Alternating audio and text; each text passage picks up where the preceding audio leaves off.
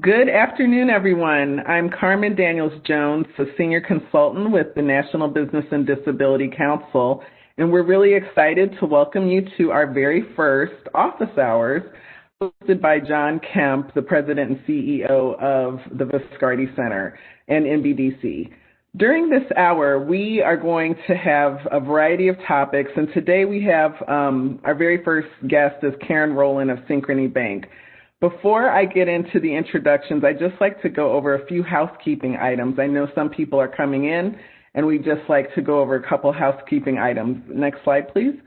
So you can contact WebEx support at the number on the screen, but I'll share it. It's 866-229-3239 if you have any technical difficulties. We ask that you submit your comments via the chat window located at the bottom right hand of the screen. And you can put questions in during the course of the office hour session, and we will this is very informal, so we'll go ahead and answer them, and John and Karen will answer them as we go through. And maybe, depending on the way the cadence of the conversation goes, some will be at the end. And then lastly, there's live captioning that's located at the bottom right hand of the screen in the multimedia viewer window. Next slide, please. So I'd like to introduce first, before Karen, our president and CEO, John Kemp. John has been the CEO of the Viscardi Center and the Henry Viscardi School for the past 10 years.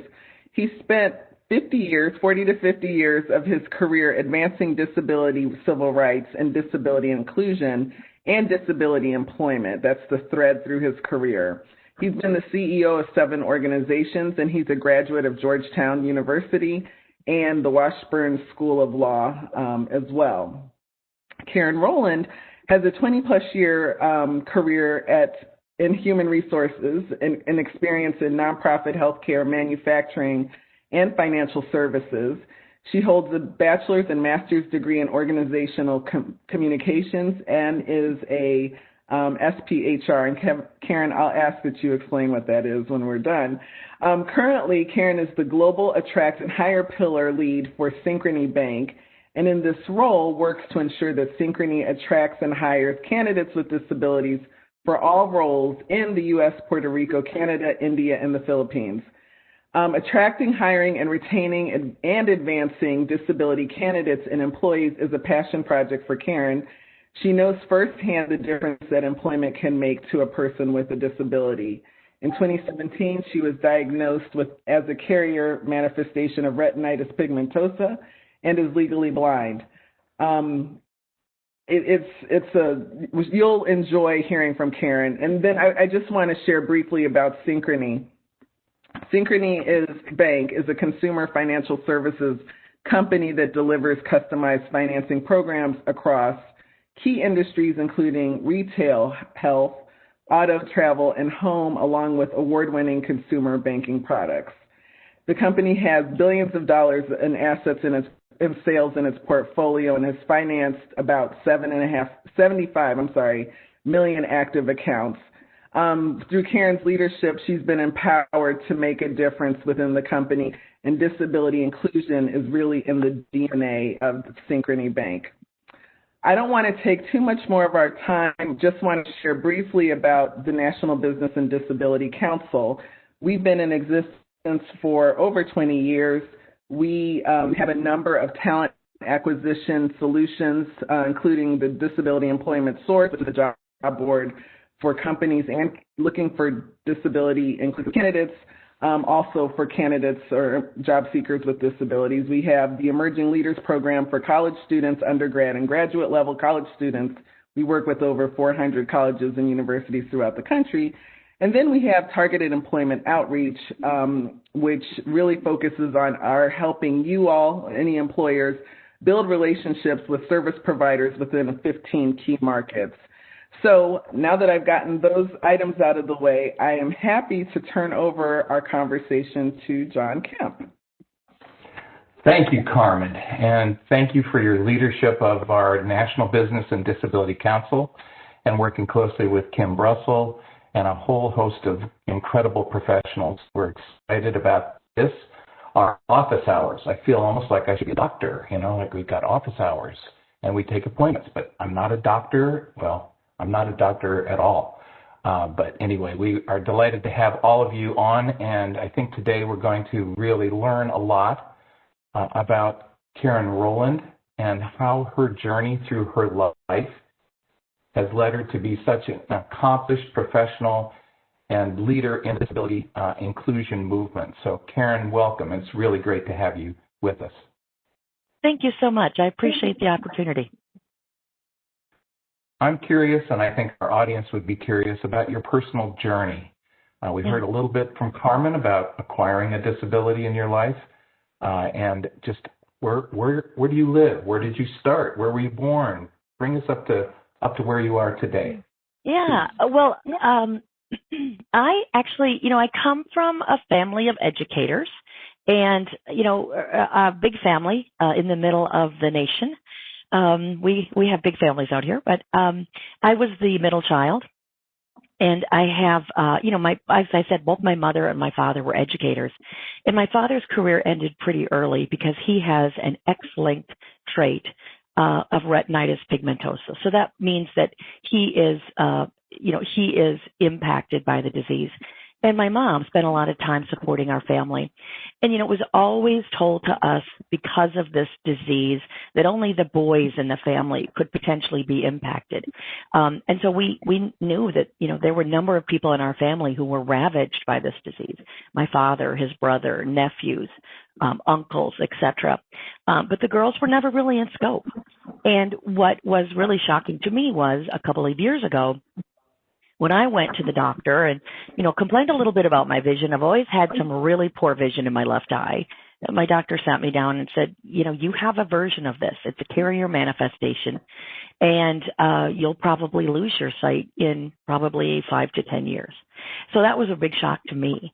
So that's a little bit about how I came to personally belong to the disability community. And so it, understanding disability and employment became front and center for me, because not only was I working in human resources at the time and trying to get the best people into roles and thinking about how we could attract and hire the best possible talent, but all of a sudden I was now one of those people that potentially would be in scope for having a difficult time finding or keeping a job. So it became a real passion project for me. So Synchrony decided they wanted you, and you went to work for them a few years ago. How long ago? Yeah, I did. I joined them in 2016, and I wasn't diagnosed until 2017. And I don't think that my story is much different than so many other people out there. There's the stigma about talking about it. And so many people with a disability, whether it be, seen or unseen, so many disabilities are invisible. There is a real stigma about talking about it. And, I wanted to hide that, because I always felt that from that moment on, from the moment you disclose your disability, you never know if it's you or the disability, right? So if you do not get called on in the meeting, is it you or is it because you can't see?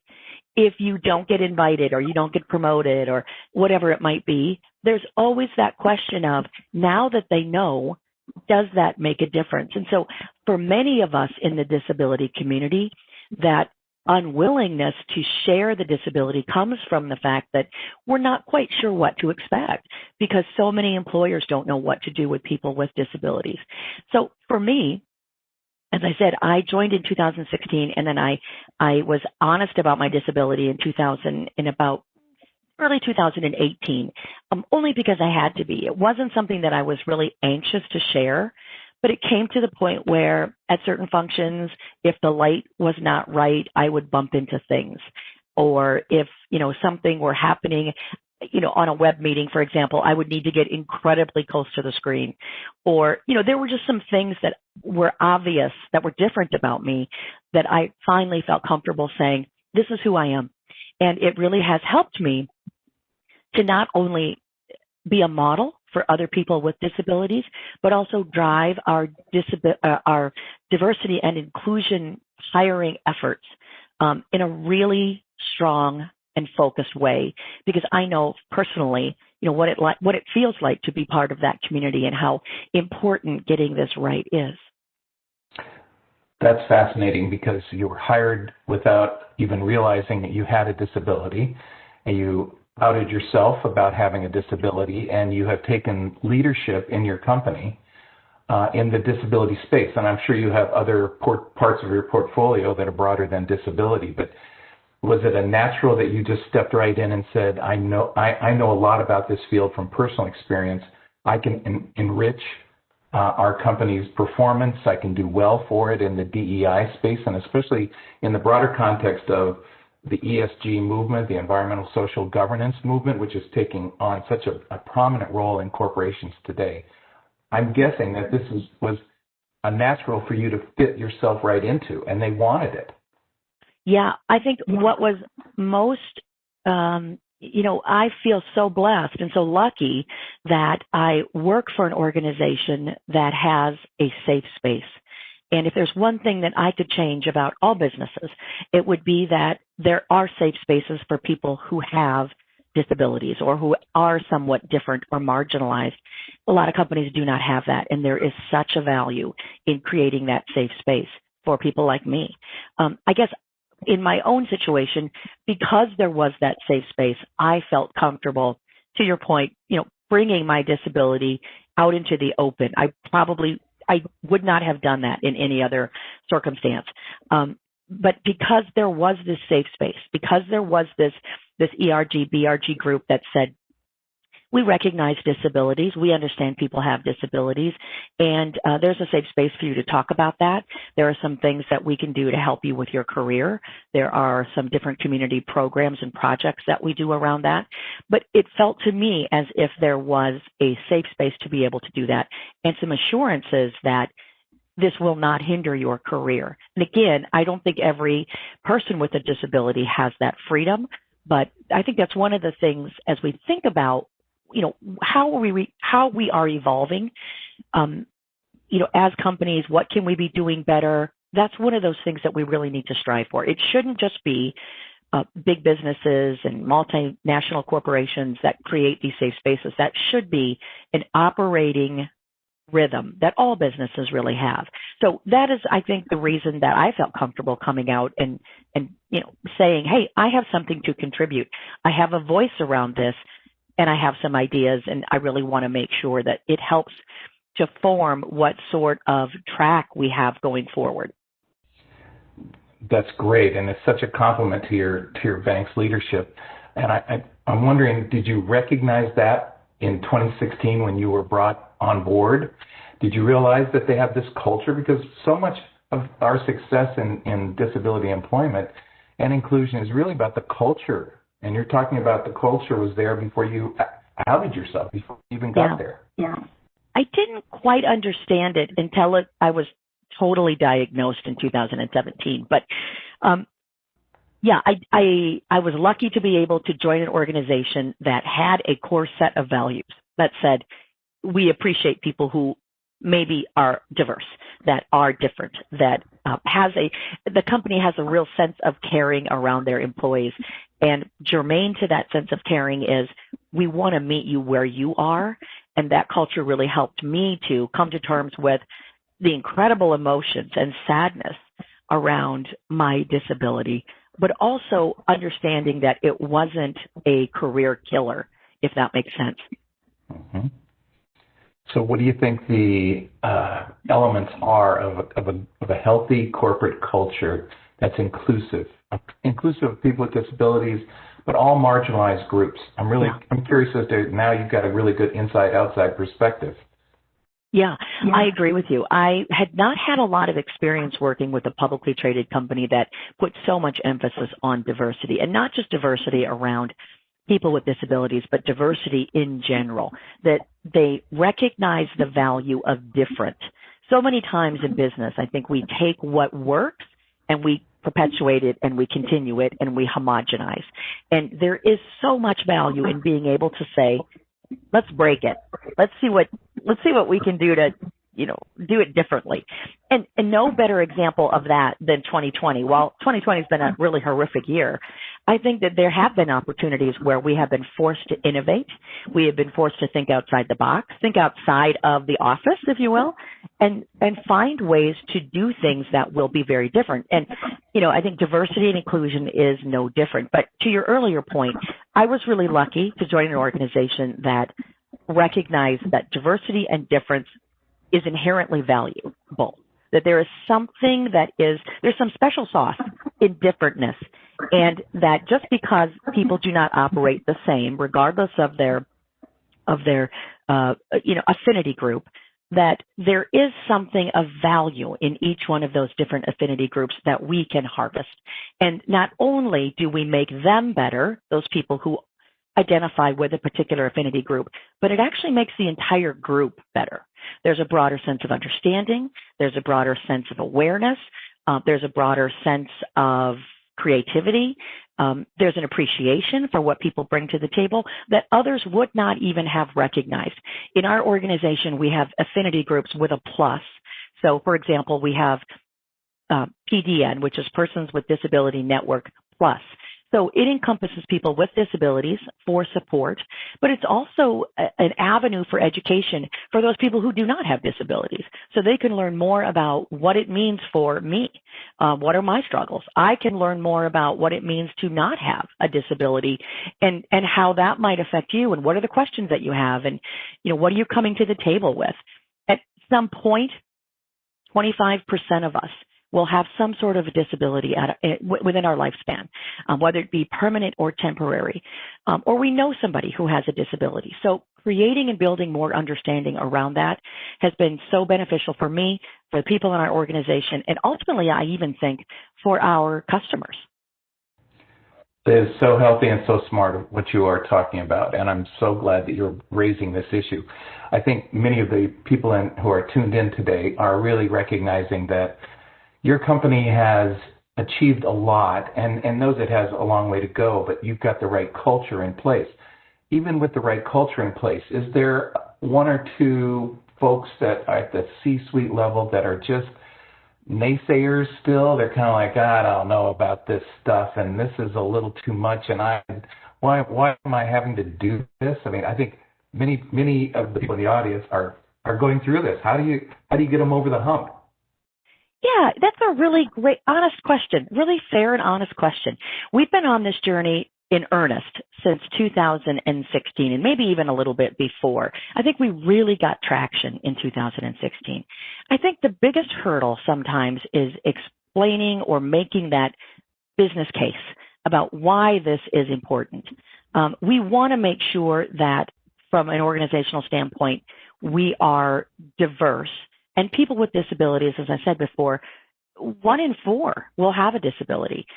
There's a business case to be made to say, we want to make sure that everybody is operating at their peak.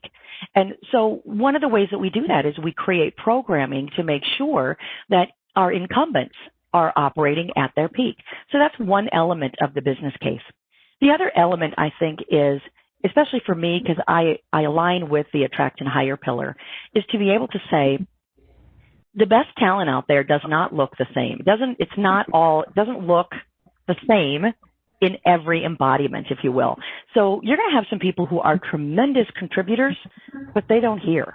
You're going to have some tremendous contributors, but they have an unseen disability. They could be diabetic. But that does not mean that we don't bring those people into the organization. So I think there's an element of saying there's a value add here that we really need to capitalize on, and we don't want to look at some of the limitations because we want to focus on, especially through attract and hire, we want to make sure that we're getting the best possible talent.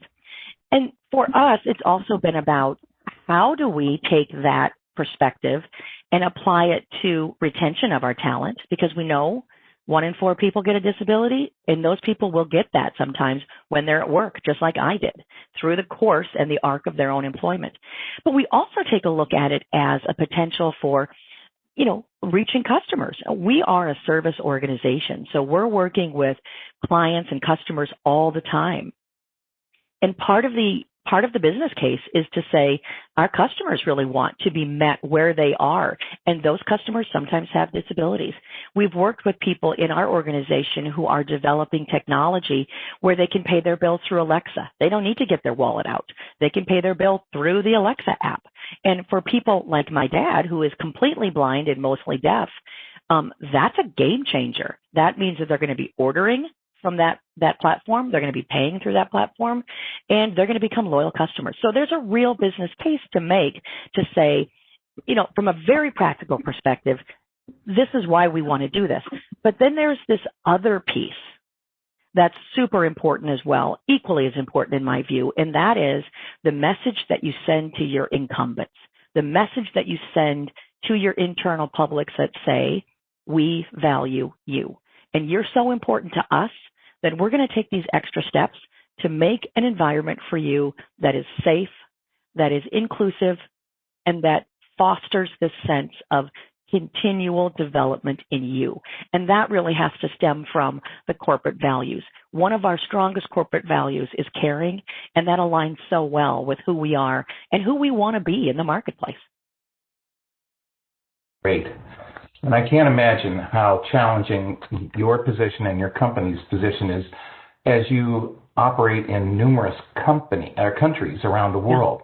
Yeah. You've got cultural differences, and especially how they perceive disability. And is it a strength or a weakness? Many times it's perceived as a weakness that someone might have. So here you have this challenge of not just in the U.S., but around the world, onboarding, lifting up people who want to advance in their careers, who have acquired or have disabilities.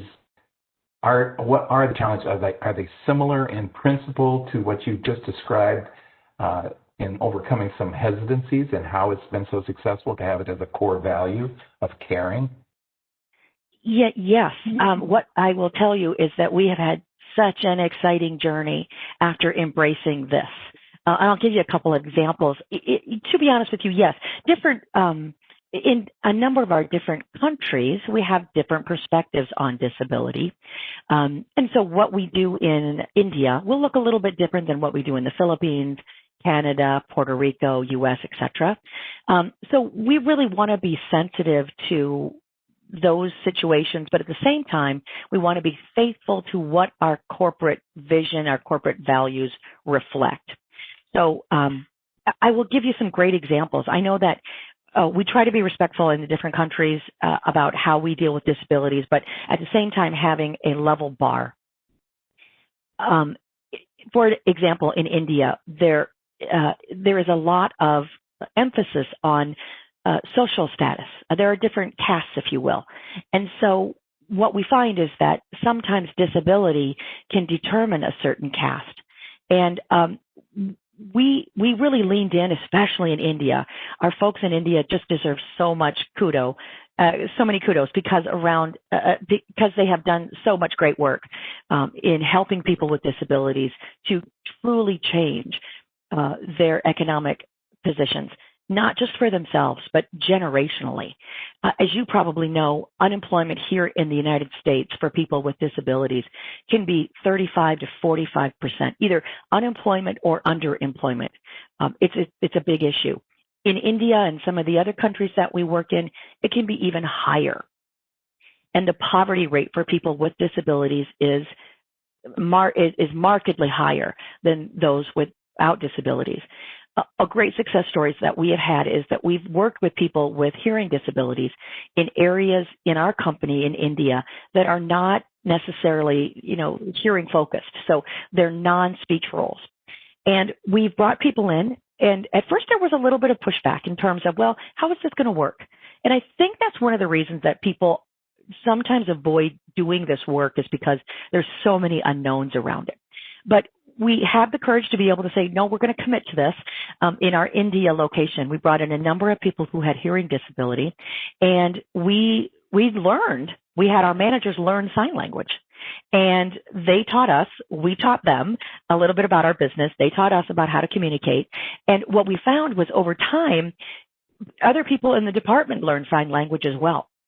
And then we had a few more people that we hired who were hearing impaired, and they taught us more and more, and they were just giving us more examples of what they could do. And we had managers who were almost completely fluent in sign language. And then we were doing videos with sign language, and we were doing more and more and more with that. And, that's just an example of how sometimes when you lean into a situation, even in a different country, knowing that you can have such an impact, it makes such a big difference. And yes, we want to take a little bit of credit for making an impact in the lives of the people who are disabled, because as I said, it is such a generational issue. Poverty with people who have a disability is not just their poverty, it's generational poverty. And so that's something that we took very seriously. We wanted to make some sort of inroads to change that. But more importantly was that it changed all of us.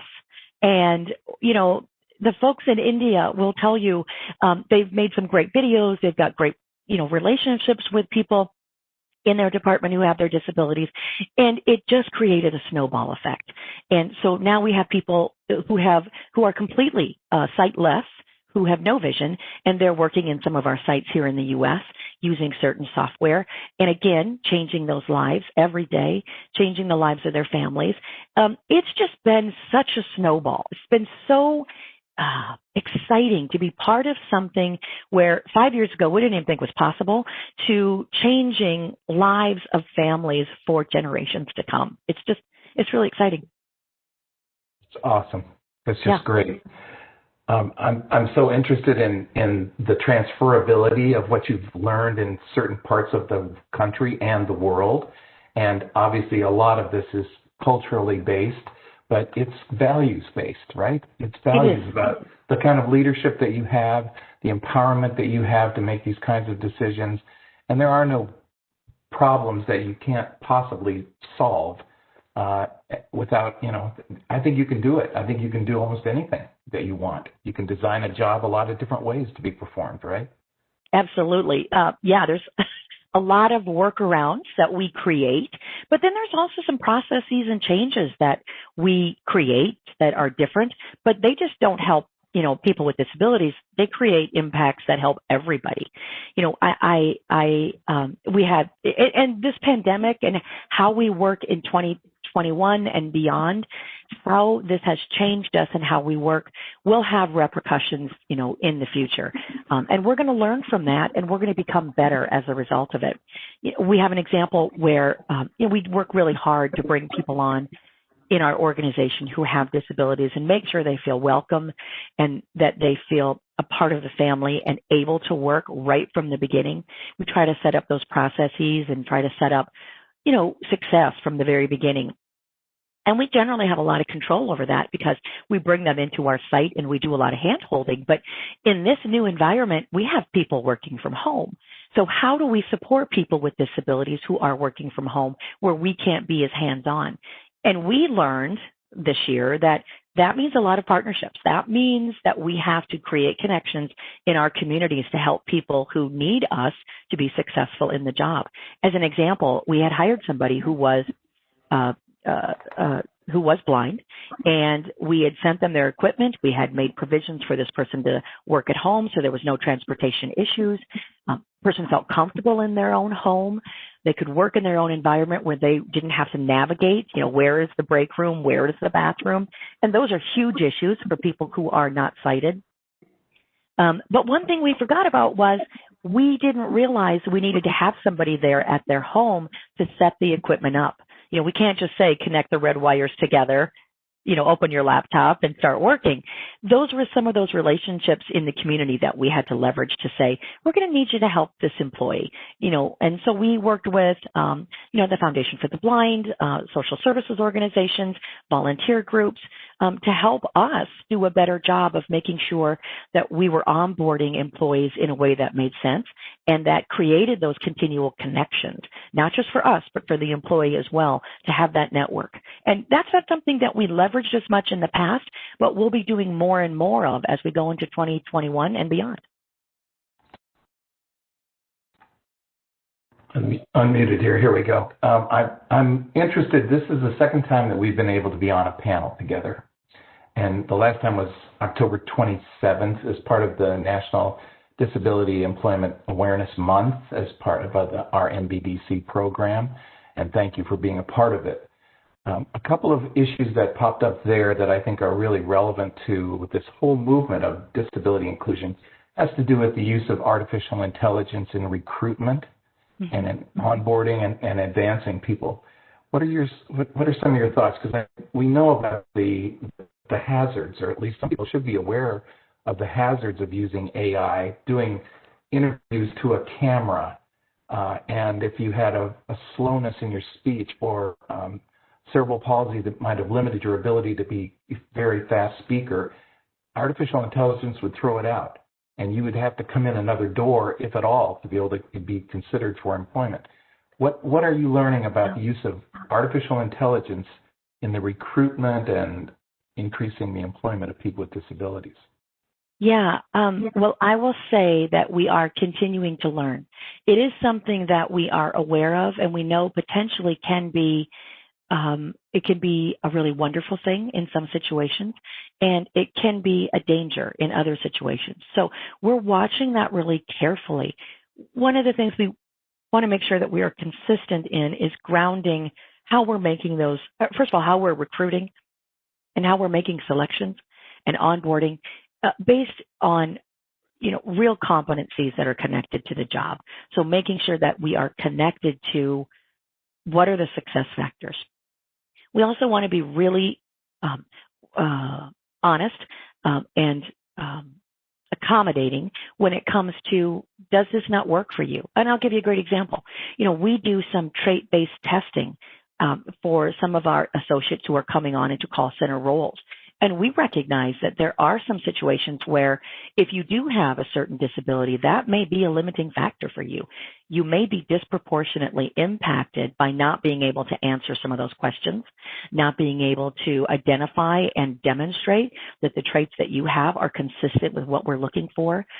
We do use some machine learning and some identification of traits through computer gaming. So that might be limitations. But what we're learning is how do we create an opportunity for someone to say, this didn't identify me correctly, or how do we create another door, if you will, so that is not the only measure that we use to be able to say you either are qualified for this role or you are not. And if we do find situations where people are not qualifying for roles, we're taking a look at, why did that happen? There's analysis around what information are we gathering. I think it's a mistake to believe that everything we're getting from the analysis and the data from AI is 100% accurate. I think that's a mistake. So I think we take that data, we evaluate it. We, having spent a lot of my time and career in human resources, we take a look at, is there disparate impact occurring because of some of these results and because of the way these tests are being performed? And if so, how do we identify that? And how do we correct that? One of the biggest hurdles, I think, though, is self-identification. We only know if it's a problem if people are telling us it's a problem, and we're able to connect those two data points together. Again, as an example, when you apply for a job, in most cases now, you're going to be asked a question, do you identify with as a person with a disability? And so many people still in this day and age are unwilling to answer that question, yes. And so if there is an unwillingness to answer that question, we're not going to be able to correlate this group of people failed this test this percentage of time, and that will help us understand that we have a problem. So, I think, there are some challenges that we have, but we want to make sure that we're creating avenues where people with disabilities have an option to prove that they are qualified for roles in different ways. And we also want to make sure that we are closely digging into that data to say, what does it tell us? What are the lessons learned? What are the patterns? What are the trends? What should we be looking at? And how do we challenge ourselves to think differently about what we're seeing? I'm very appreciative of the fact that people with disabilities don't just automatically get a pass for any job for any reason because you're a great employer of people with disabilities. That would be silly. Now there are certain things, and I have a disability. I'm not going to be able to do a lot of manual labor and work and things like that I would probably not even apply for. But there might be jobs that I really am not qualified for because I have a disability. So I'm really glad that you're raising that issue. The other point that came up when we were together last is the issue of around mental health and mental illness, and realizing that there really needs to be much more attention to people who are in our workforce today, who may be joining our workforces today and tomorrow, who have really serious ongoing mental health issues. And to be a caring company like Synchrony is, and to have you with a caring heart in an executive leadership position is really valuable for people with mental illness. You know, I'm going to have to be gone. I can hear this, and I've heard this before. I'm going to have to be gone for my 3 o'clock appointment with my doctor. I'm not going to tell you that it's to see a psychiatrist or a psychologist, but I have a standing 3 o'clock afternoon. My hours are 8:30 to 5:30, whatever, but I have to leave at a certain time. Almost all employers can rearrange their work schedules to allow that individual to have that time off. But what happens, and how do you build in this sensitivity to people with mental illness and various forms of mental illness and you know, the addictions and all the rest that allow them to tell you, I want you to know so that you can manage me correctly and not discriminate against me because you know. Yeah, that's such a good question because it's a great question because we are seeing more and more people identify as having a disability that is connected to either addiction or mental health. And so I think everyone knows this, but I think the first step is to take away the stigma around both of those, right? And that starts with education. It starts with education of our managers and of our entire employee population to say, this is a disability. We've got great employees, but some people struggle with anxiety. Some people struggle with, unseen disabilities that we can't name. But they're legitimate. They're out there, and it doesn't make any employee less valuable than another. I think for a long time, there was this stigma that said, well, this person isn't as valuable because they have this thing. And then, that makes it okay to look at this other employee as more valuable because I don't have to deal with the 3 o'clock appointment, right? When in fact, if we create the right environment for all of our employees, then we're going to get value out of all of them. They're all valuable. They all bring something to the table. If we create the right environment and we're not judgmental about, what people have going on in their personal lives, and we create safe environments and spaces, we're going to get the best out of everybody. That truly is one of the biggest hurdles because we've all, I think, been socialized for a long time to believe that there is something wrong with a person if they have this disability, and there really isn't. It's not of anyone's choosing. It's not a character flaw. It's something that truly is a disability, and there are ways that we can help people become the best person that they can be. So I think for the first part about that is we have to make sure that people understand these disabilities in the right context. We have to make sure that people are trained to understand these are true disabilities. And we have an obligation to treat this no differently than me coming back from a ski trip with a broken leg, that there is a place for me and that I can still do my best work with just a little bit of tweaking of that environment. So I think that, the piece of that I really want to work hard on is that all organizations, I think, work hard on is how do we communicate that we are able to accommodate you? As I said before, so many people are unwilling to talk about their disability because they fear that it will lead to, I'm an employee with a problem. All of a sudden I become a problem employee. And that is a real fear that employees have. So how do we create that safe space? That's a big deal. And how do we make sure that people feel safe identifying as this is what I need? Asking to be off at 3 o'clock for a 1-hour appointment really is not a huge accommodation. It doesn't cost any money. It's a schedule change. And if we can get the best out of people by making some simple changes, then from a business perspective, that's what we ought to do. And again, it reflects back on, at least for for us at Synchrony, it reflects on the value that we care so much about, and that is caring, about being responsible, about being bold, if you will, and leaning into some of these issues, because so many people have these burdens and are unwilling to share.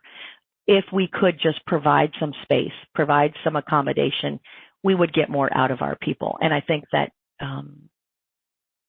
we all work very hard to make sure that we are creating an environment where people will feel safe and that managers do know what to do. But it is an ongoing learning process for everyone, if that makes sense. Absolutely. I can see why your company and you leading the charge have hired over 1,000 employees with disabilities relatively recently. Yep. I can see the culture has had a major impact. And so forgive me for using with this language if I say it, but what's your vision for the company's future on disability inclusion? What is it that you haven't gotten to yet that you want to, that you know it's out there? And I know, nobody's ever, we never get to that point where we're like, well, we're done. Yeah. We're done. We've done everything else we can improve on. We're all good. No need to change anything else. We're never done, right? So what's ahead for you? That's a great question. And so hard to answer because things are changing so quickly, right? I think we've done a good job of laying the foundation of how do you get people into the organization and how do you attract and hire really great employees. I think we've got a good bead on what that looks like. But what we want to continue to do is continue to push ourselves to normalize disability in the workplace. And I know that sounds a little bit basic, but to this day, I think that there are still people who are unwilling and unable to talk about their disability because they do fear how it will impact them. So in some way, I want to normalize the fact that disability is all around us and that we will be touched by it, all of us at some point in our life. That's normal. And I want to make sure that we are thinking about this in a way that says, regardless of your disability, there's going to be something that we can do for you. We will work with you on your disability, right? I want to create that safe space. I don't think that work is ever going to be done. But as we take a look into the future, one of the big goals I really want to make sure that we are focusing on is exactly what you talk about, these invisible disabilities, these things that people are burdened with. They look like they look like anyone else, but they have this tremendous burden that they have with them all the time, and they don't feel comfortable talking about their disability.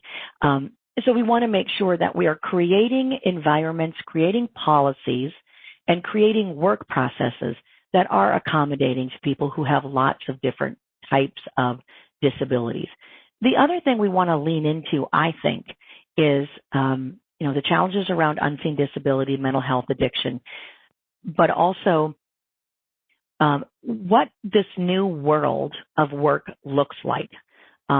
Because of the pandemic, we're going to be thinking very differently about what work looks like. And we want to really ask questions from our employees.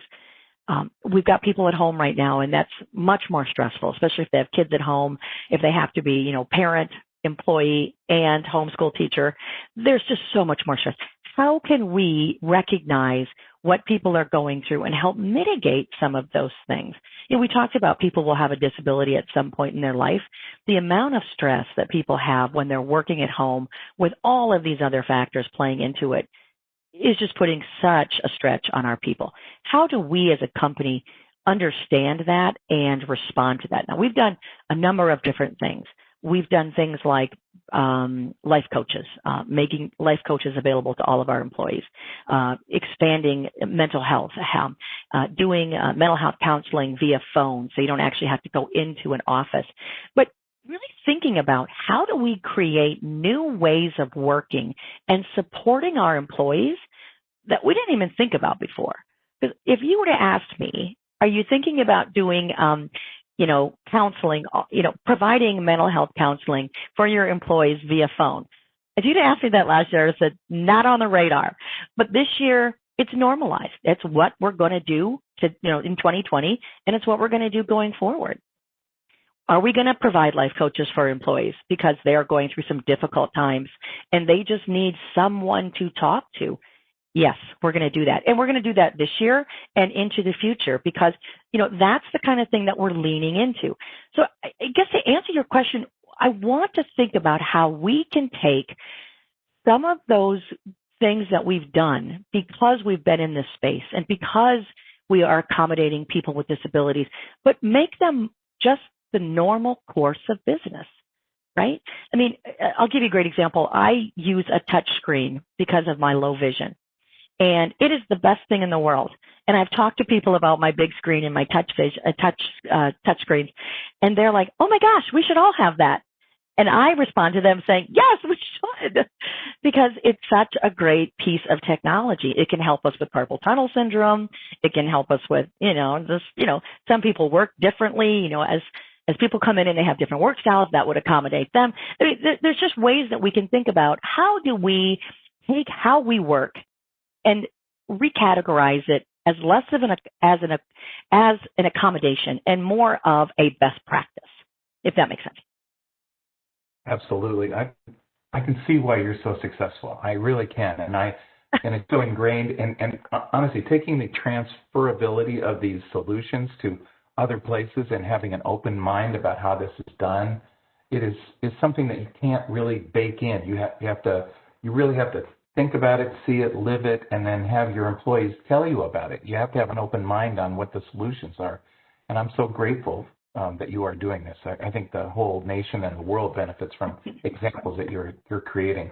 I'd like to add in here, if Carmen Jones would come back on with us, she might have some questions. And Carmen, are you available to join us? I am. There you are. I'll bet you have about 150 questions you'd like to ask. Well, I was just listening in awe. And Karen, thank you for, not to sound patronizing, but it's the fact that leaders like yourself are in place to make a difference inside companies, to tell a different story about our community and employment.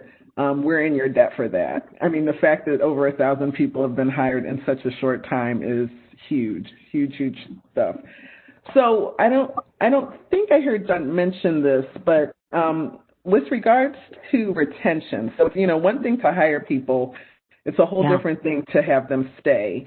What do you all have in place to make that a reality?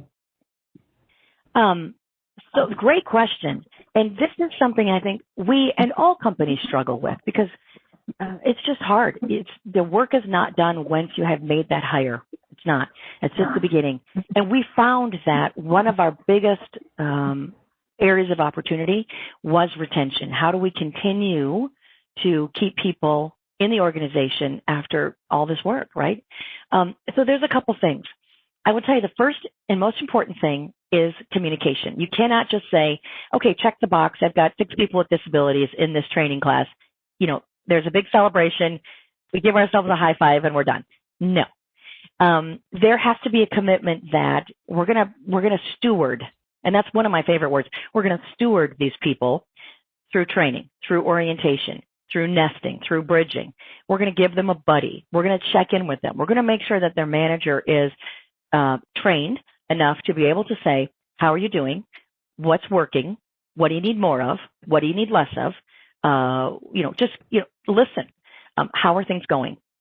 So I think building those relationships early and knowing that there is a way to support people with disabilities that might look different than other employees, but it's incredibly necessary and incredibly needed. That line of communication and keeping that open is important. But by doing that, by having these conversations and asking managers to invest in and embed with, if you will, their people who have disabilities, then they're setting this example for all the rest of the team as well. And it helps the team to connect with people with disabilities. I mean, I've got an example of someone who is lower vision. And I'll use a different example. We have an employee that we brought on who was on the autism spectrum. And so we were talking to the manager about, you're going to engage this employee in a very different way. You're going to do some different things with this employee that you wouldn't do with your other employees. And the manager just was a sponge, had no idea what we were talking about, but was really on board with when we started talking about what are the things that you do. You know, here are some ways that you can better connect. Here are some tips on best practices for communications. You know, here's the way that you want to communicate. And then also some listening, some advice on listening. And by that modeling, showed other members of the team what it looks like to engage with this employee, and did some of that during team meetings, and just created a whole different way for people to talk to, engage, and encourage this employee to be successful. So that was one success story.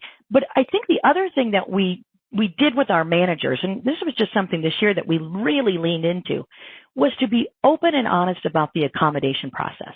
To say that an accommodation may happen at the beginning of the employment cycle or during the employment cycle, like right in the middle. Like if you're 10 years into your employment, suddenly you might need an accommodation. And we wanted to recognize, or have our managers and our front lines recognize what that looked like. And how do you deal with that? And what's the process? And again, this process of normalizing that to make people think that it isn't a big deal. When Karen asks for a screen that she can touch rather than have to find her mouse because it takes a really long time for me to find my mouse on my screen.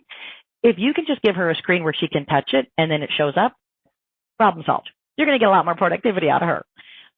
So we're just normalizing some of those concepts and ideas, and as well as training our managers about what does it mean to engage with somebody with a disability in a different way, and then modeling that behavior for the entire organization. So Karen, you talk about, I love it because when I've done work, I can remember specific situations and cases and focus groups, and I can see those people's faces. So I know you do as well.